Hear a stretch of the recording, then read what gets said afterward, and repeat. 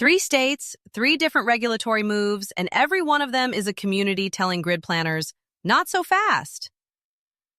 This is the Data Center Daily. I'm Cassidy, Matt's here.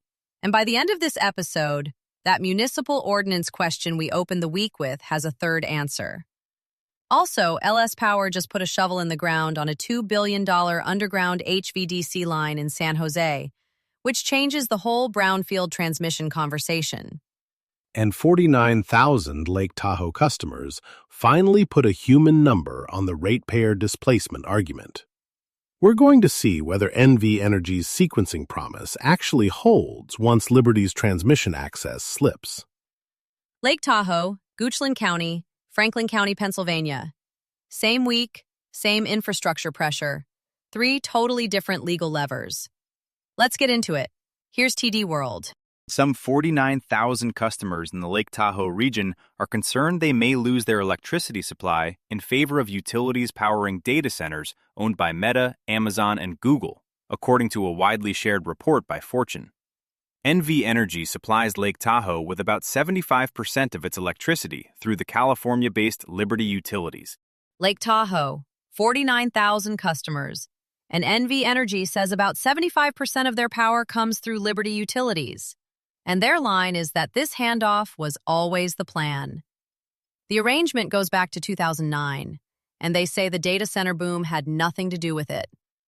NV Energy's spokesperson, calling the Fortune piece incomplete or misleading, is doing some serious stretching when the actual commitment on the table is, we'll keep the lights on until Liberty has its own transmission access ready. That's not a guarantee. It's a sequencing promise with no enforcement date attached. To be precise about what is settled and what isn't, on the displacement question, are Meta, Amazon, and Google actively pulling supply from those 49,000 customers? NV Energy says no, and the 2009 origin date is real. The open question is the sequencing one. Who enforces the Liberty timeline? And what happens if it slips? This is the week's Who Pays the Ratepayer Bill thread getting a zip code. We've had curtailment ranges and megawatt projections all week. Now there are 49,000 named people asking whether their grid access is structurally secure. And the answer they're getting is basically, trust the handoff process. Here's Charles Paulin at Inside Climate News. ValleyLink is a 765 kilovolt system of transmission lines to be hung from towers the height of 12-story buildings by Dominion Energy, Transource, and First Energy. Transource is a transmission company jointly owned by American Electric Power and Evergy.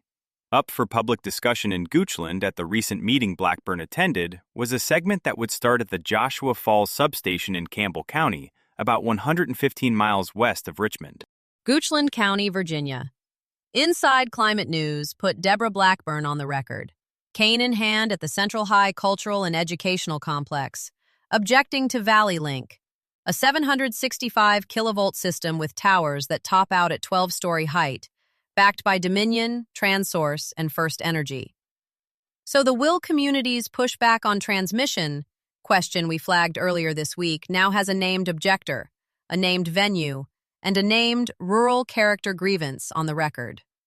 And the same week LS Power breaks ground on $2 billion of underground HVDC in San Jose, Goochland residents are being told to accept 12-story towers so Northern Virginia data centers can keep the lights on. Same infrastructure category, totally different community reception. I'd argue the difference is who gets named as the beneficiary in the project documents. Worth flagging that ValleyLink is still in the public comment phase. That's a different evidentiary tier than LS Power's shovel-in-ground $2 billion line, with a named 12-mile underground route in San Jose. Goochland residents are at a hearing. California has a hard dollar figure and a construction start. The Dickerson-Brownfield argument from Monday was about skipping the queue. LS Power just showed what the greenfield price tag actually looks like. The complaint pipeline here looks exactly like what we saw in Morgan County. Residents making a credible rural character argument at a public meeting, transmission developers on the clock, and the window for local input closing the moment a substation segment gets filed. Nobody at that hearing in Goochland has a federal escalation path that moves faster than the permitting timeline. Construction Front writes, LS Power Grid California has broken ground on the Power Santa Clara Valley and Power the South Bay transmission projects in California's Bay Area. The construction start forms part of a $2 billion Power the Bay investment across 3 transmission projects serving Alameda and Santa Clara counties. LS Power broke ground this week on the Power Santa Clara Valley project, 12 miles of underground HVDC connecting the Skyline and Grove terminals in San Jose, part of a $2 billion, 3-project Bay Area transmission program selected by CAISO back in 2023.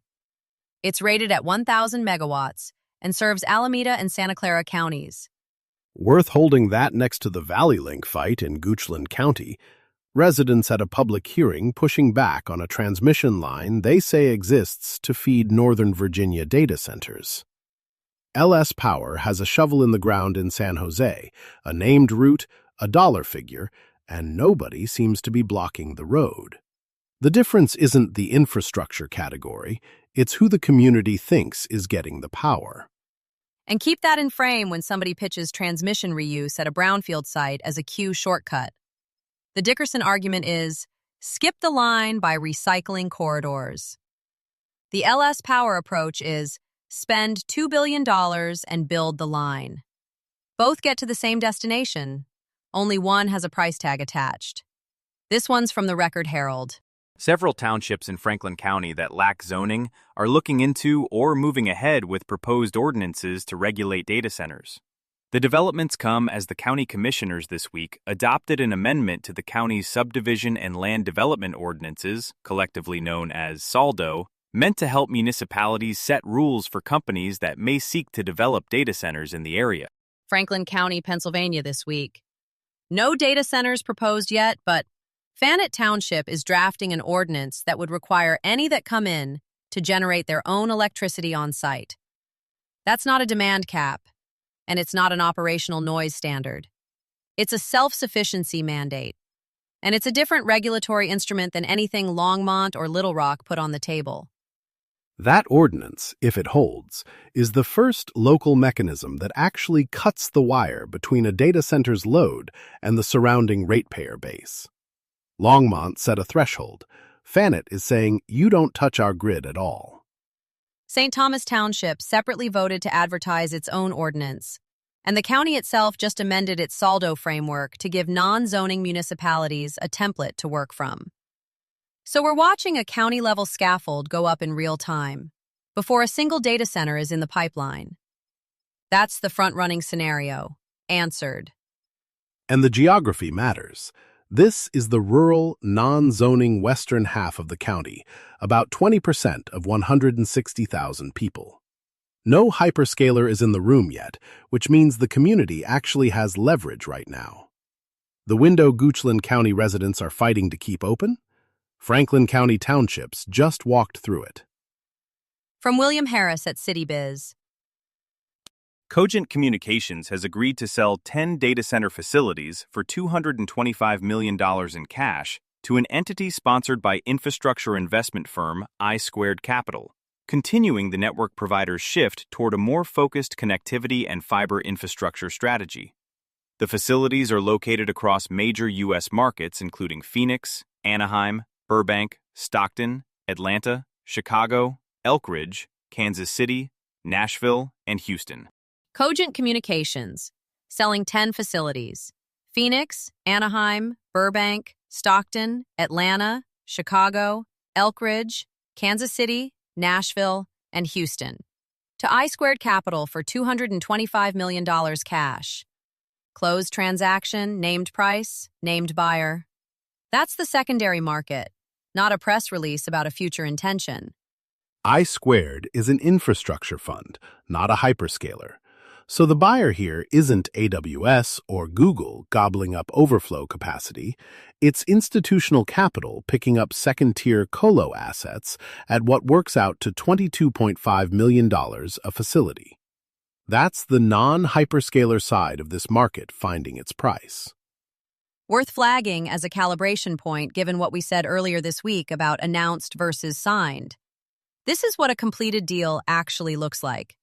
Cash consideration, a named subsidiary, 10 addresses on the deed. Compare that to a disclosed customer relationship buried in an S1.